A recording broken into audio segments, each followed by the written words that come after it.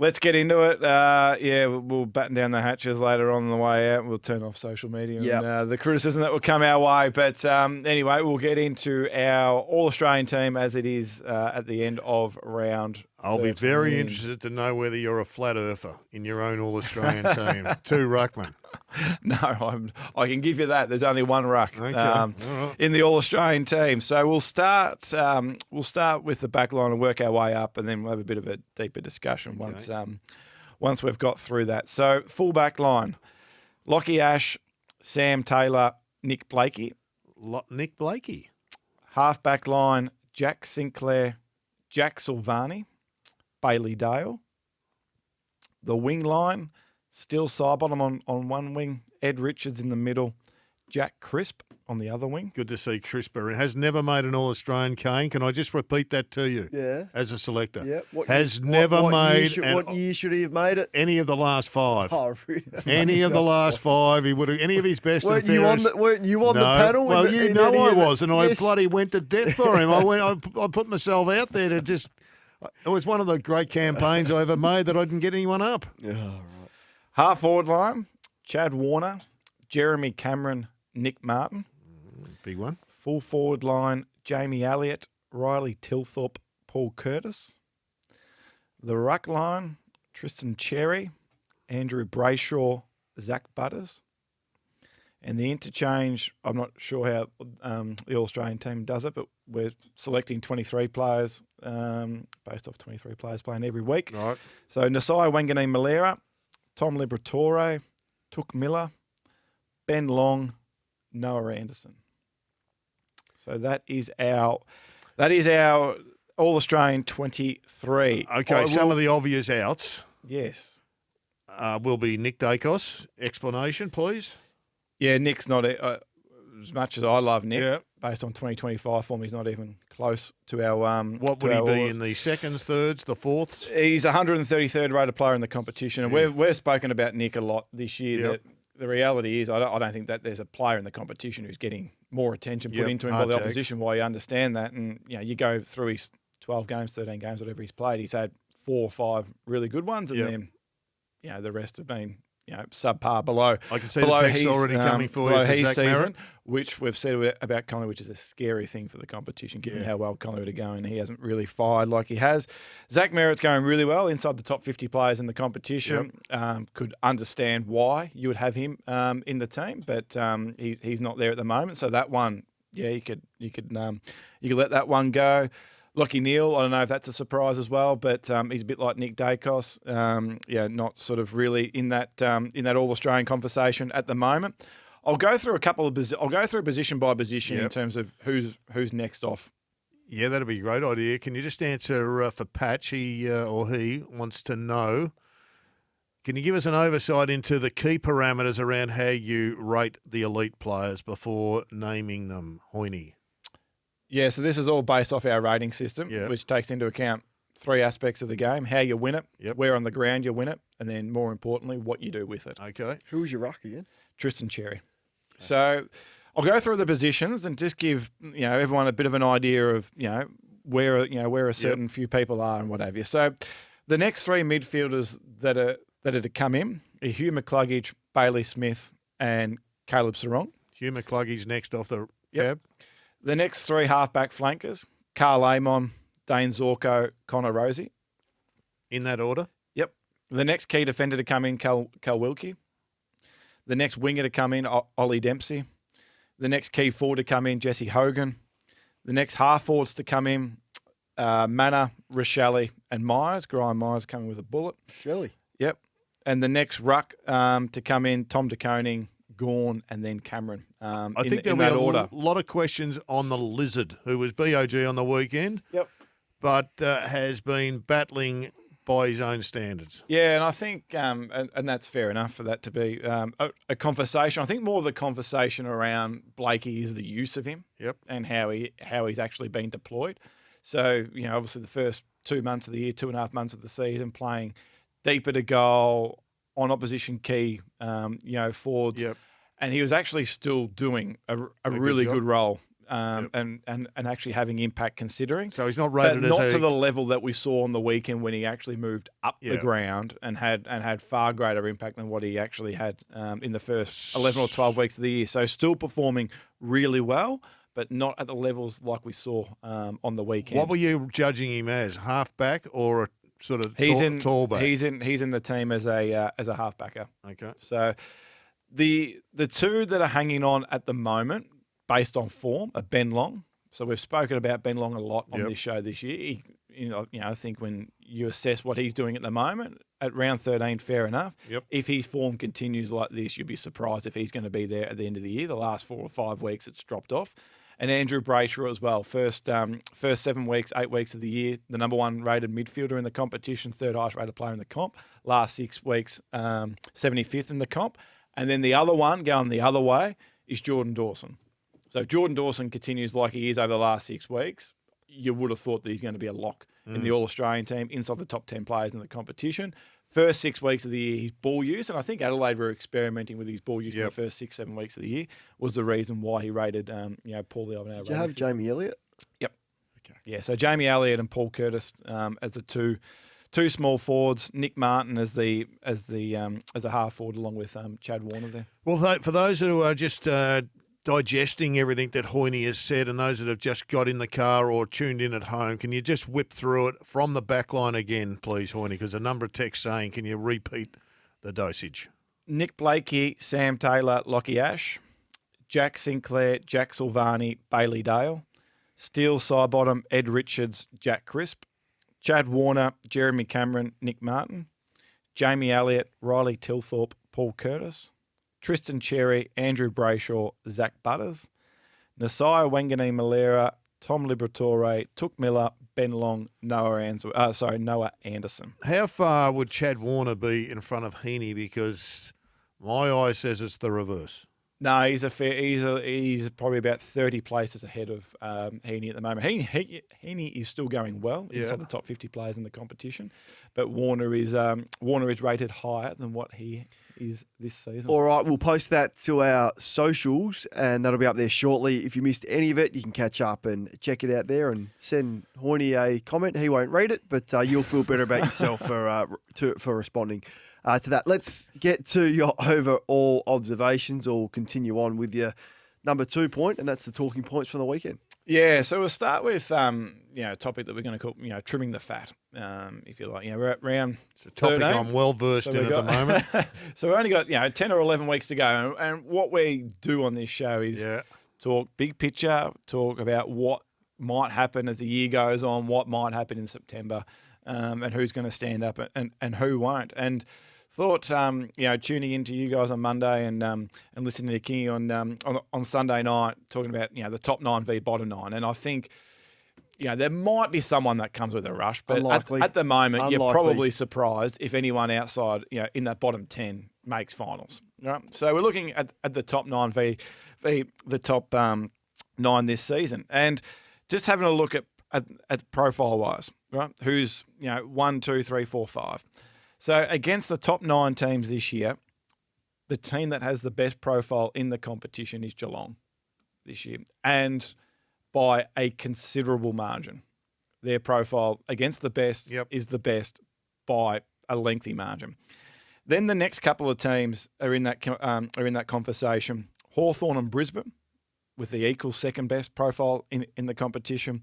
Collingwood with the 4th best profile.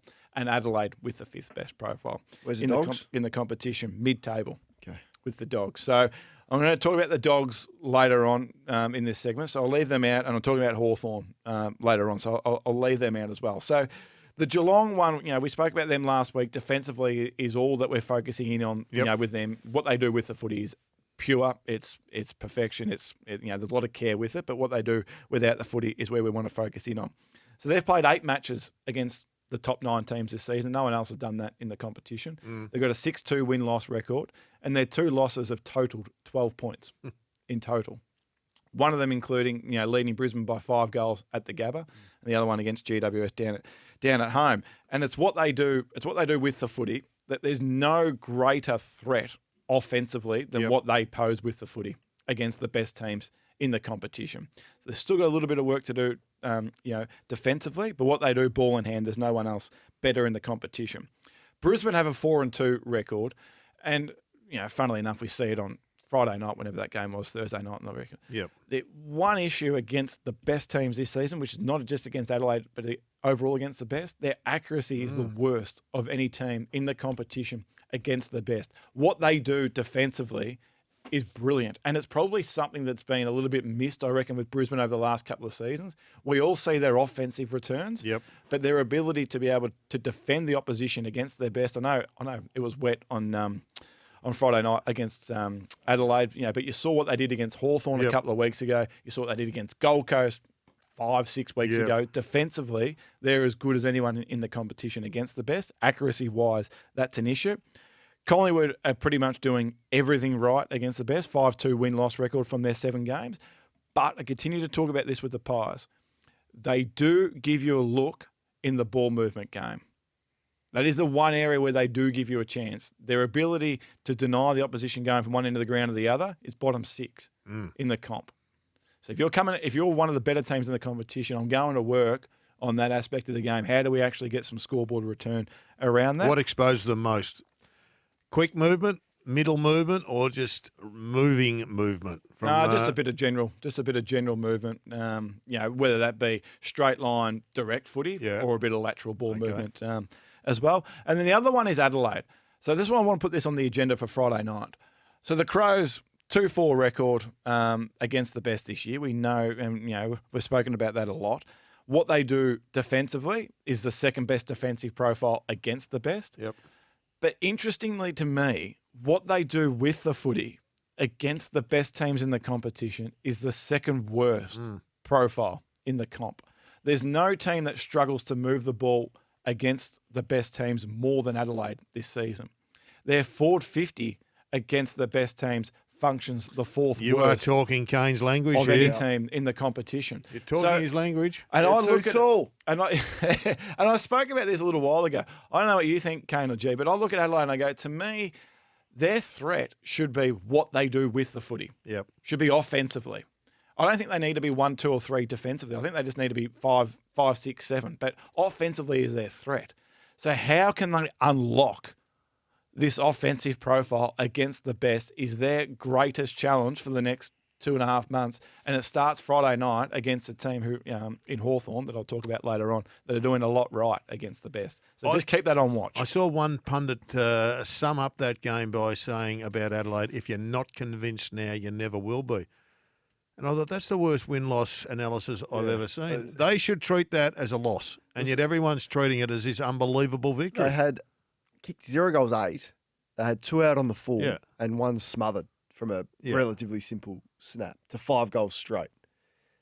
That was the last quarter. Yeah. Like Adelaide had kicked 5 goals to 3-quarter time. So I walked away saying, well done. That was a resilient win. I thought your star players stood up late. In particular, Jordan Dawson was enormous. I thought you defended pretty well. Worrell took 4 intercept marks in the last quarter alone. He was huge.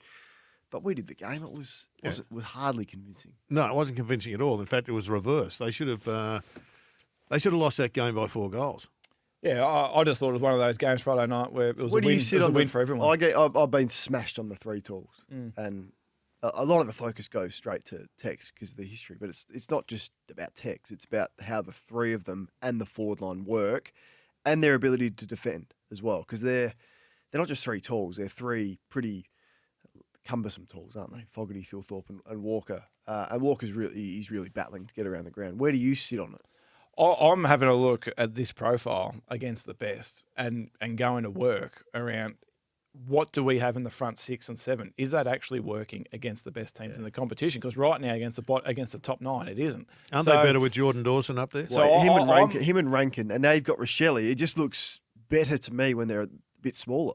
Yeah, and I'm naturally that way inclined, and I think they've got 3 more tests for the rest of the season against the top 9. This is one where you have to get it worked out because in another 2 or 3 games against the best, you are what you are by that stage. That profile is not just miraculously just going to change come finals time. So I would prefer the small ball sort of mentality with just Fogarty and Tilthorpe Fogarty at the moment needs to get going as well because he's he's performing well under compared to what he was the first 6-7 weeks of the year. But it's something to significantly watch for Adelaide over the next couple of weeks. Last year you were all over Sydney peaking too early, or about maybe a fraction earlier than right now, or you might remember the exact round it was.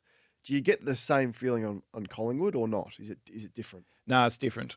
Yeah. So I think when you run, and this is why we did it last year at the halfway stage, you run the exercise 15 years and the team that's had a percentage of 140 or 150 at that stage of the season, only once have they gone on to win a flag, because I think you can start to get them picked apart. They are as bulletproof as we've seen any team, over the last 15, 20 years at this stage of the season.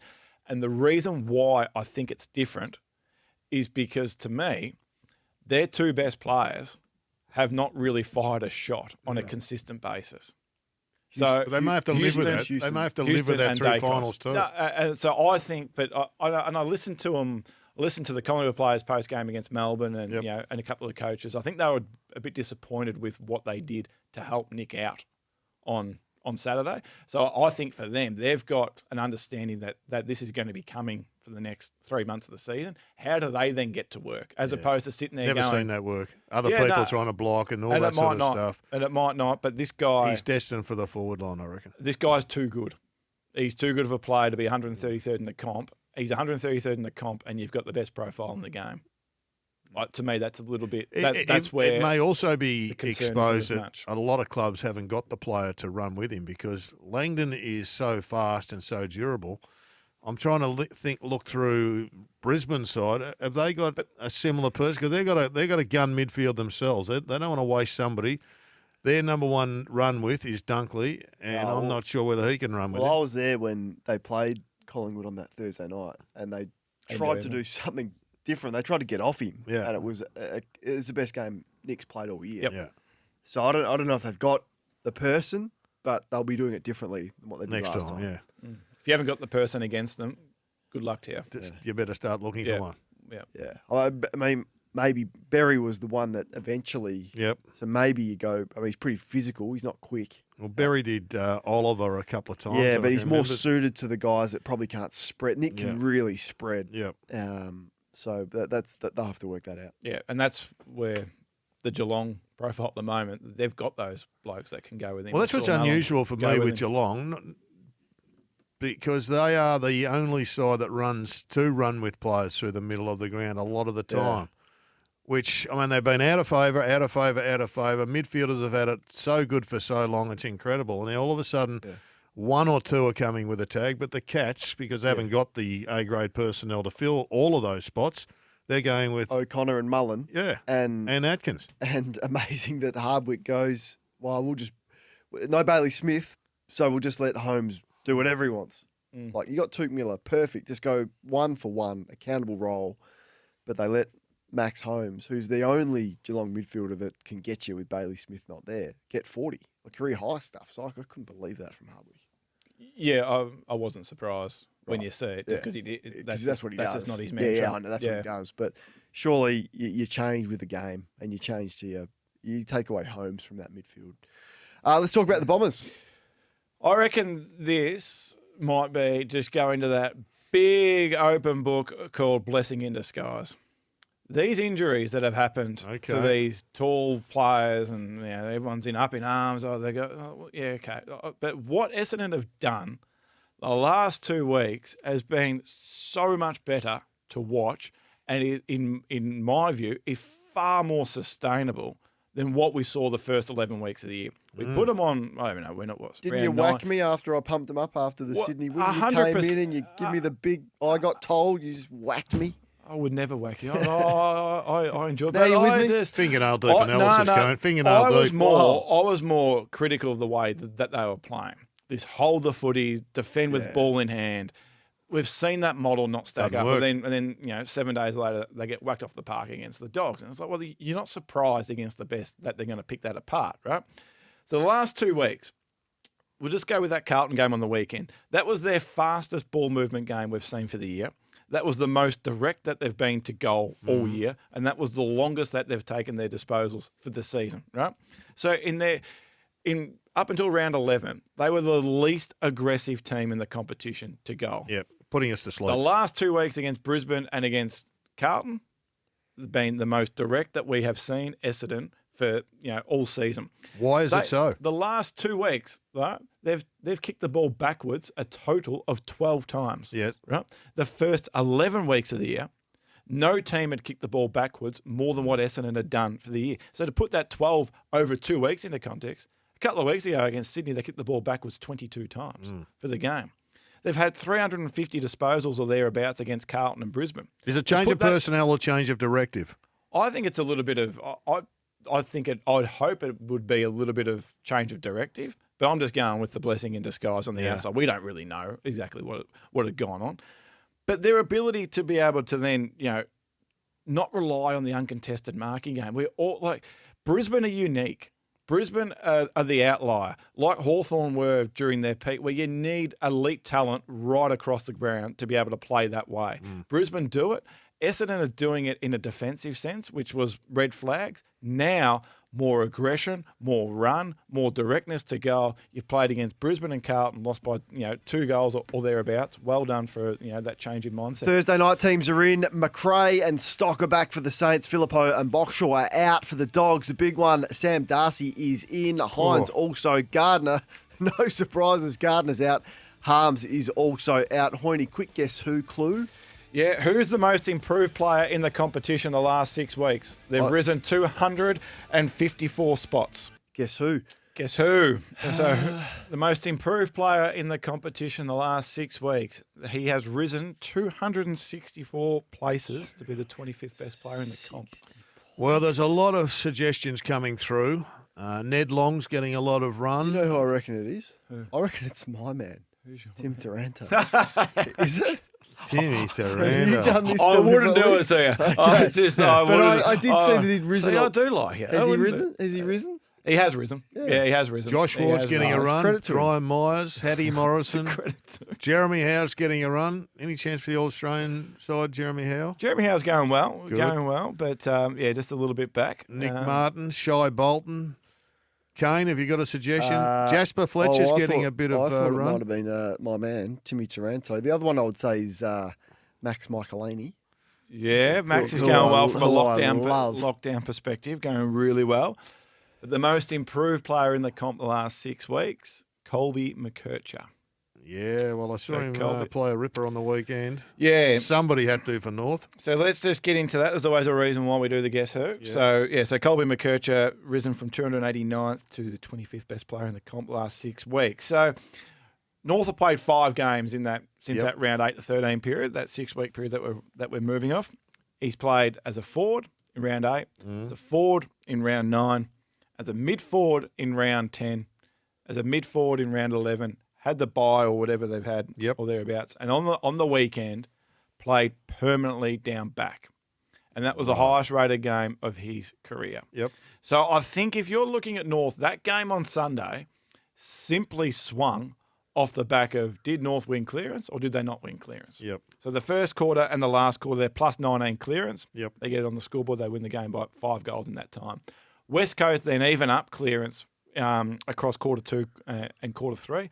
North really should have got blown off the park in that time. Yep. So there has to be more to North Melbourne's game than purely just relying off clearance because you can't be against the best. We say this all the time. The best can handle themselves in that situation. How do you get yourself going from a ball movement perspective? I would have thought, I don't know what you two think, this guy's point of difference is how he uses the footy. I'm playing him straight across halfback and getting some ball movement going and getting some creative usage going and maximising this guy's point of difference. All right, good stuff. Let's move on to the Suns. Are we worried about them? Yeah, so just putting this on watch, not jumping completely off at the moment by any stretch, but against the best this year, they're 3-3, but they're all 6 of their games have been really tight. Their average winning margin is 6 points, and their average losing margin against the best is only 17 points. And that was another tightish game on the weekend against Geelong. But they have a clear area of concern. And again, that is inside their forward 50, which it was last year, and it's crept back into their game. So their forward 50, too big. So their forward 50 against the best, I think that they're too big. The Reed, Walter, and King. King mix Disaster. doesn't work. I Hasn't know worked Reed didn't play once. there on the weekend, and I think Reed's going to be a star. But you're looking at 2025. I don't think that works. So their forward 50 in terms of winning a contest inside their forward 50, outside of the stoppage situation, forget about that. Just in general play, they are miles the worst team in the competition. They've been able to win a contest in their forward 50. Right. So Ben King doesn't get it done. Yeah. Jed Walter's not getting it done. Bailey Humphrey has really come off. Yes, he over has. over the last Ainsworth 6 weeks. was the sub. What happened to him? So he's come off. Hasn't Ethan he? Reed doesn't get it done. We Man, talked too. about Ben Long. He's gone from 4th to 171st Yeah. in the competition in that time.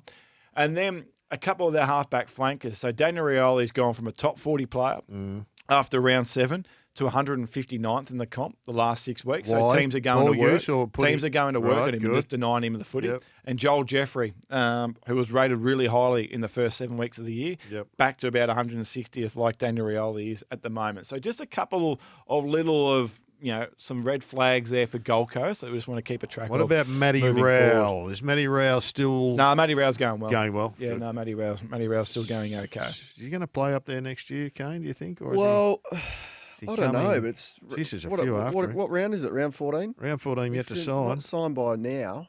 I'd be a little bit nervous. Do you think this will be a agenda setter exclusive? I don't know. I think it's more probably a Callum Toomey exclusive. Right. I think he sort of gets No, these there's types a of few, ones there's a pretty few early. after it. Yep, and the Bont hasn't signed either. So whether we're worried about him or not, I'm not sure. Let's move on to the Eagles. Sunday, 6:10, Carlton. Yep. Oofed. A little bit nervy. Oh, wow. I'm not. I know you're coming up against a team Graveyard shift. that is 18th in the 1-1 game. Just check if But I'm on that. they're actually doing a fair bit right over Carlton this. should be nervy. over this. Yeah, I thought over you were over saying this. the other way. No. I don't think no. this. If I'm a Carlton supporter, I'm not treating Really? this as a. How good is this? We got West Coast, we got North, and we got Port. We should be Oh. 8 and 7 or whatever we are. Coach killer. I'm walking into this one, and this is one of those games as a Carlton supporter. I'm Yeah. walking in and going, just get in, get out. Get in, And get out. Get the 4. Just get the 4 points. So West Coast, I've said this for years. I think for us on the outside, we should be able to give a quick one-liner for how a team is wanting to play to be able to identify what you're seeing. And if you can't, I reckon that there's a bit of confusion, a bit of uncertainty of what you're trying to do. West Coast is as obvious as you can possibly be, which is a credit, I think, to the coaching staff. They want to play long, direct, straight line footy, get territory, lock the ball in their forward half. That's their go. Yep. So the last 6 weeks, what they're doing from a pressure sense is in the top half in the competition. Their ability to win the ball back in their forward half is the 7th best in the competition, and they're getting it on the scoreboard top 6 Yep. in the competition. Overall, what they're doing when they actually win possession of the ball and getting on the scoreboard, top 6 in the comp. Right. Their ball movement from that halfback area, top 6 in the competition. So if you're Carlton, as I said, I'm a little bit Being nervy nervous. about this game because they're doing for 70, 75 minutes against one of the better teams in the competition in Geelong. They Yes. did a lot right. For 70, 75 minutes against Adelaide and Adelaide, one of the better teams in the competition, they did a lot right. Against North Melbourne on the weekend, there's no doubt that they should have won that game. Against Melbourne, whose record over the last 2 months is really good, they did a lot right for 70, 75 minutes. So this is just one of those games, just not to treat it as, they're 18th, won one game, we should just walk in, walk out and get this job done. If you added Jeremy McGovern, Darcy Cameron in the ruck, and Fit Elliot Yeo, which is unlikely. and Jesse Hogan in at full forward, would you think they'd make the 8? No. No. Nowhere near. They're that far off? Yeah. Which is, I think that's just the reality of where their list is at. Yeah. They're a long way off. I think it's more credit to what Andrew McGualter is trying to Yep. instill with the game style into them. They've clearly got to address. Does Tim Kelly survive, Kane, or not? No. No, he's due for a I think spell, there's I think. too many players that go on for a year too long. And I reckon he'd be one of those. All right, the Dogs. Yeah. Why Dogs? Your Dogs. So let's get into a conversation around this. Top 9 teams, we know where they are, 1 and 6 against the top 9 teams. And a couple of weeks ago, we put on the conversation, their ability to be able to impact the game at stoppage.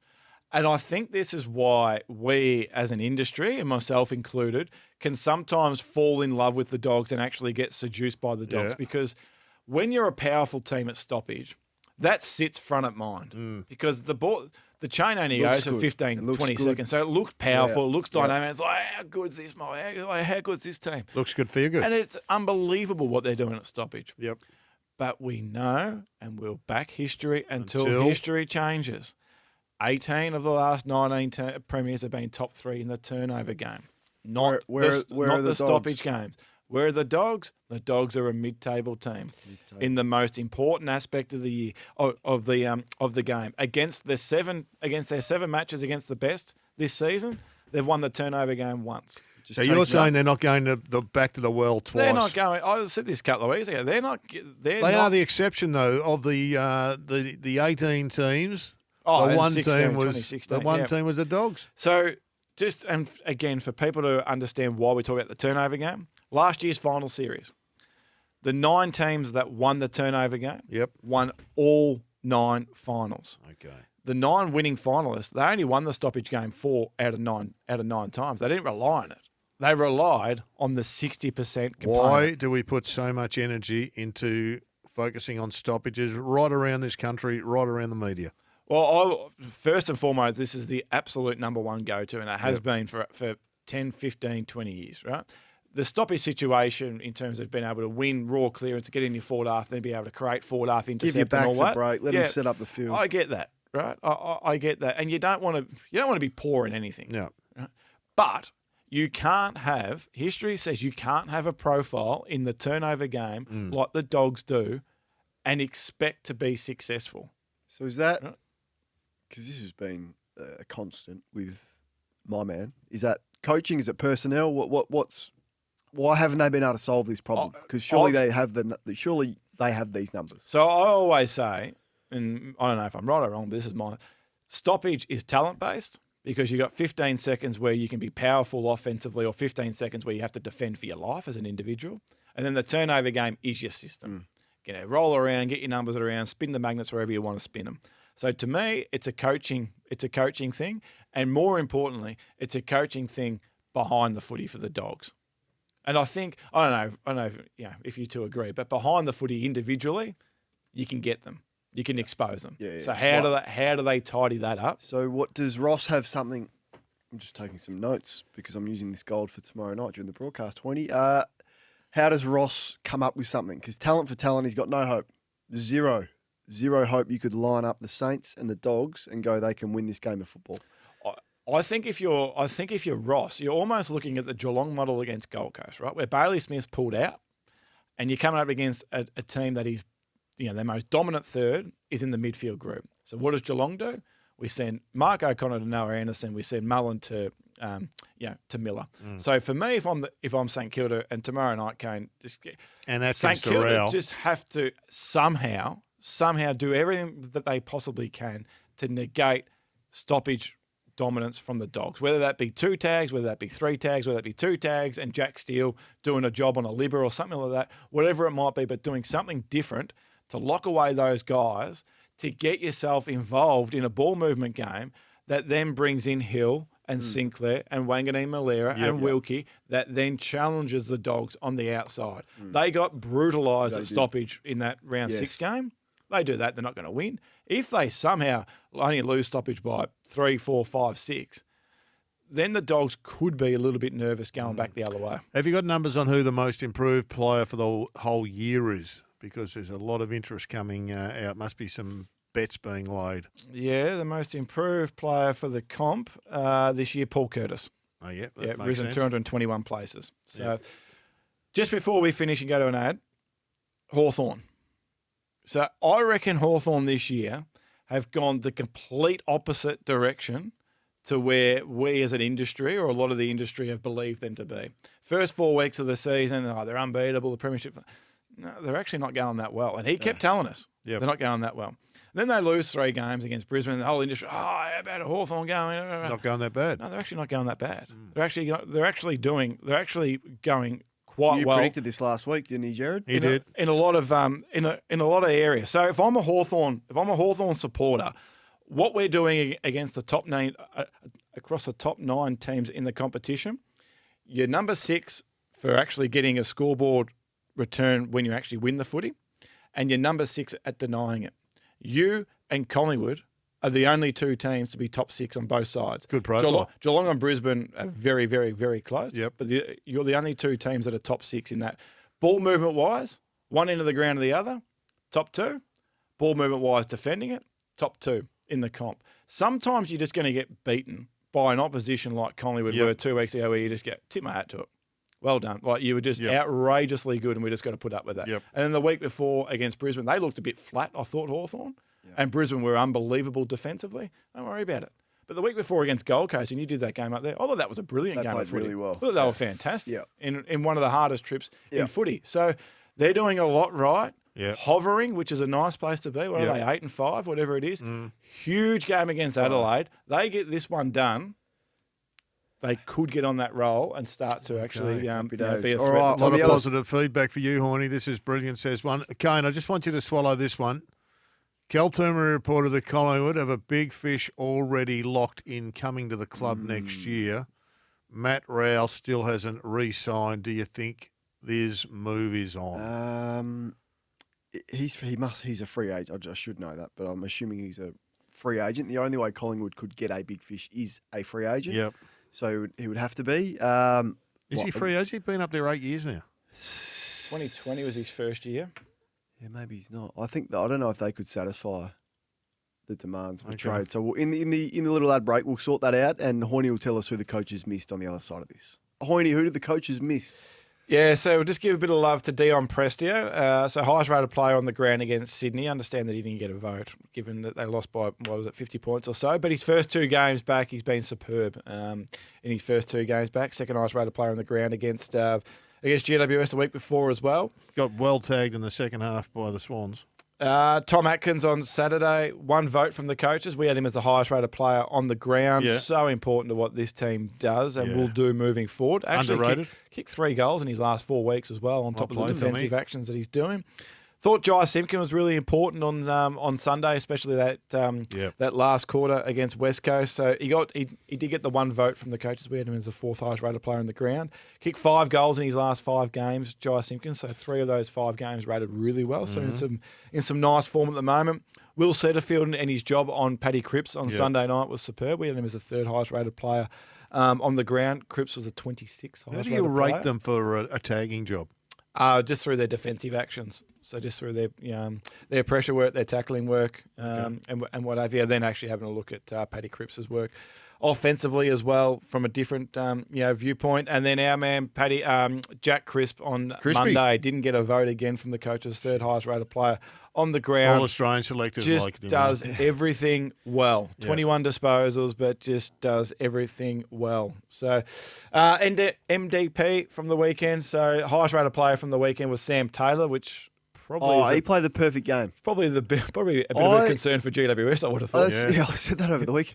I don't think you can play better than that. No. If he doesn't get round 13, if he doesn't get 3 Brownlow votes, I don't care who won. Yep. Ridiculous. And I thought his partner in crime wasn't He too was far. unbelievable as well. And they still got beaten by 3 goals. Are they gone?